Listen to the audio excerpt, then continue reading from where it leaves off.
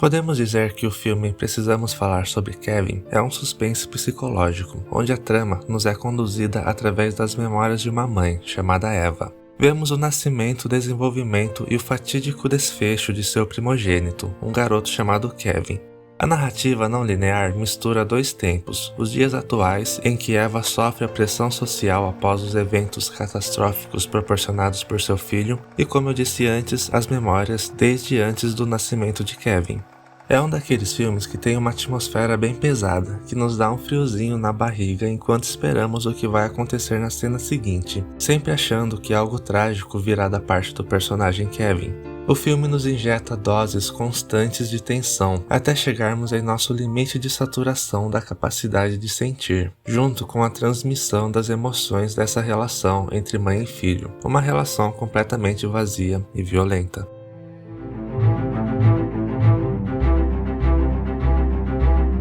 O filme pode ser visto como uma forma de Eva tentar entender e reparar os atos horrendos de Kevin. Mostra uma mulher afogada em culpa por tais atos, que é julgada pela sociedade enquanto tenta reconstruir sua vida. Mas afinal, o que está por trás do comportamento de Kevin? Será que ele é uma pessoa naturalmente má? Ou foi tudo apenas uma resposta ao equivocado jeito que ele foi criado pelos seus pais? As duas coisas podem estar certas ou erradas.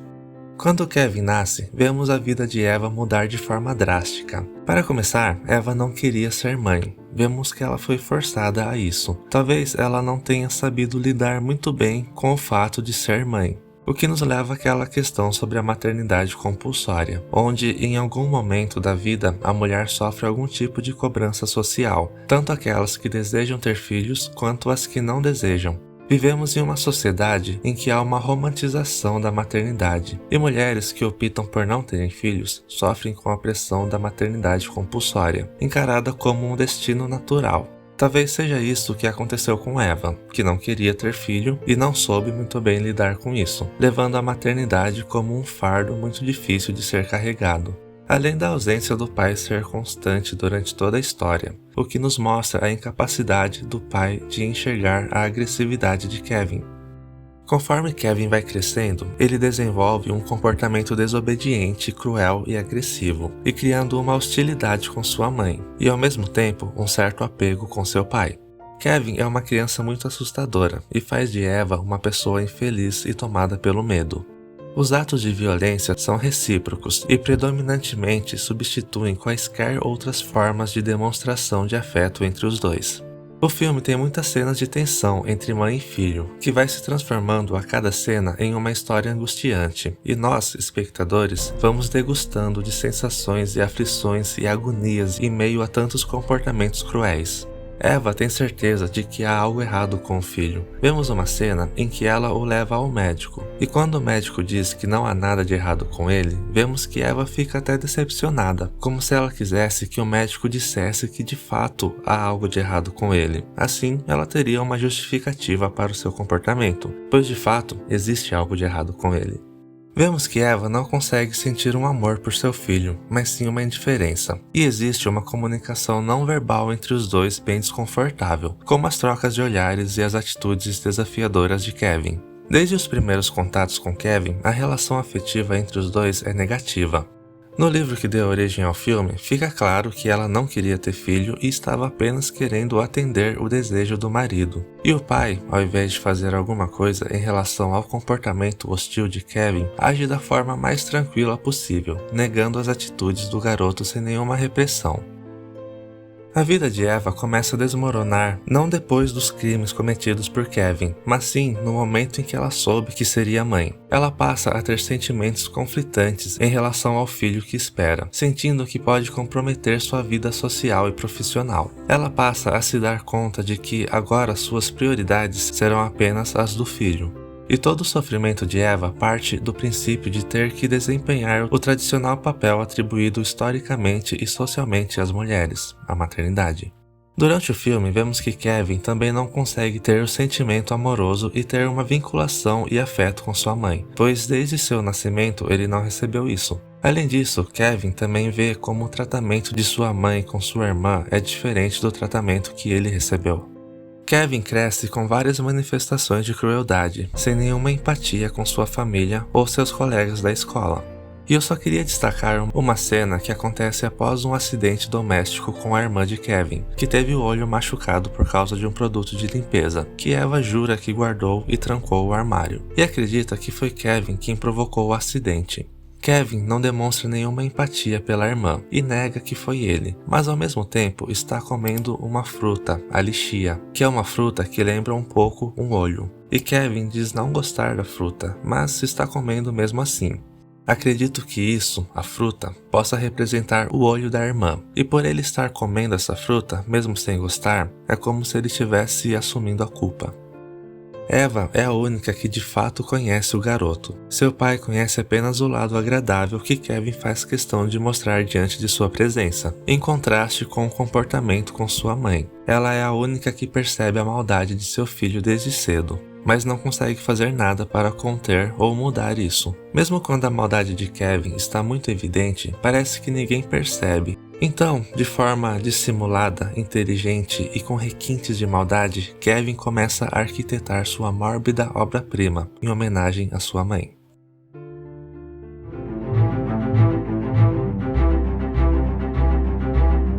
O filme não tem cenas de violência explícita, mas mesmo que não vejamos a violência, sabemos que ela aconteceu e está presente em cada parte do filme. E nós, espectadores, ficamos incomodados com o que não é mostrado. No filme, Kevin arquitetou o assassinato de 11 pessoas, dentre elas os colegas, professores e funcionários da escola onde estudava, logo após ter matado seu pai e sua irmã. E isso pode retratar a vida real de muitos outros jovens que cometeram assassinatos em massa, como que aconteceu em 1999 em uma escola de ensino médio em Columbine, nos Estados Unidos, onde 2 alunos assassinaram 12 jovens e um professor, e depois se suicidaram na biblioteca da escola. Um caso mais recente aconteceu no Brasil, em uma escola municipal de Realengo, Rio de Janeiro, onde um jovem de 24 anos matou também ao menos 12 pessoas e se suicidou depois. São muitas as hipóteses para esses acontecimentos que aconteceram no mundo, entre elas o bullying, transtorno mental, violência, ambiente familiar frágil. Claro que tais fatos nem sempre resultam de um único fator, ou seja, diversos aspectos podem estar associados para que adolescentes cometam crimes, e também nem sempre a associação desses fatores resultam nos mesmos efeitos.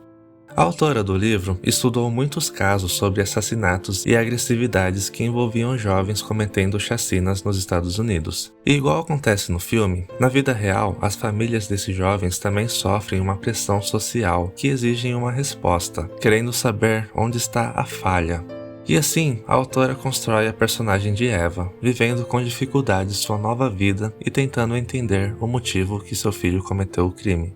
No filme, toda a falta de amor, indiferença e ódio pelo qual Kevin foi criado, uma hora começa a se estender para fora de casa. Ou seja, Kevin tem esse comportamento cruel dentro de casa com sua mãe, mas depois ele começa a transferir isso para outras pessoas e lugares, como a escola e a sociedade. E ele faz isso esperando encontrar alguém que possa pôr um limite nisso, o que não aconteceu em casa, mas que acontece depois que ele comete o ato de violência e vai preso. E enquanto não encontra alguém que coloque esse limite, ele vai continuar com seu comportamento. É como se, para Kevin, a polícia e a lei agissem de forma que seu pai deveria ter agido com ele. Kevin, enquanto criança e adolescente, nunca teve sua onipotência barrada por seus pais. Ele fazia o que queria e nunca teve problema.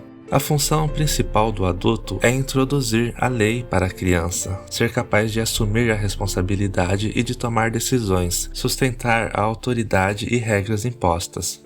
Mas enfim, todo esse jeito que ele foi criado faz com que a pessoa apenas se torne inibida no amor, fique deprimido, com ódio, a ponto de não sentir a realidade das coisas, exceto a realidade da violência.